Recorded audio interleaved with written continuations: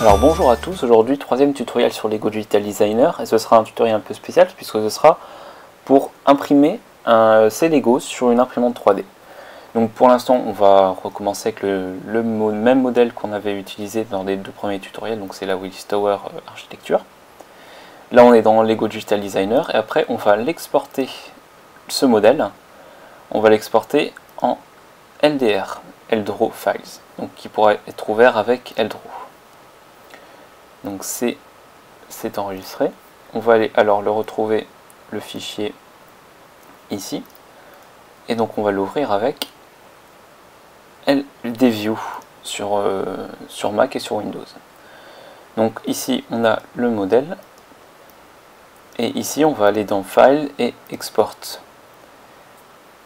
Et dans le format, on va choisir le format STL. Le format STL qui est un format pour les logiciels qui permettent d'imprimer en 3D.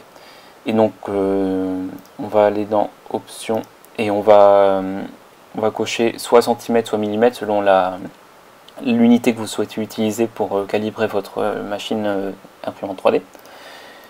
Et on va l'enregistrer. Et après, il suffit d'aller dans un logiciel, par exemple ici j'ai choisi Cura, mais il en existe d'autres, qui permettent d'enregistrer le fichier STL, et pour l'enregistrer sur une carte SD par exemple, pour aller dans l'imprimante 3D, et ensuite l'imprimante 3D qui va imprimer votre modèle. Donc ici je vais lancer Cura juste pour vous montrer que le fichier STL fonctionne bien avec ces logiciels là. Voilà, donc ici vous allez sélectionner votre machine, mais normalement vous l'aurez déjà fait si vous avez lu l'imprimante 3D. Vous aurez sûrement déjà imprimé quelques modèles que vous aurez trouvés sur internet, donc vous saurez bien mieux que moi manipuler ce logiciel ou d'autres logiciels et effectuer les réglages qu'il faut. Et donc ici on va ouvrir le fichier ici STL, et on voit il est compatible avec Cura. Et donc ici on voit le modèle est parfaitement restitué. Bon, forcément il n'y a pas de couleur, mais si vous voulez faire plusieurs couleurs, il faudra d'abord construire votre modèle en plusieurs phases et ensuite imprimer avec différentes bobines de couleurs dans l'imprimante 3D. Enfin, vous saurez, je pense, le faire mieux que moi. Et ensuite il faudra effectuer les réglages donc par rapport aux dimensions du modèle. Par exemple ici on voit les dimensions donc en 6,4 par 20 par 8 mm.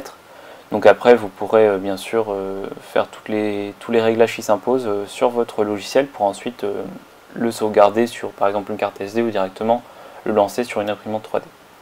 Donc voilà, j'espère que ce tutoriel vous aura été utile pour imprimer vos Lego en 3D, ce qui pourrait être plutôt sympa à faire. Et voilà, et à bientôt peut-être pour un prochain tutoriel.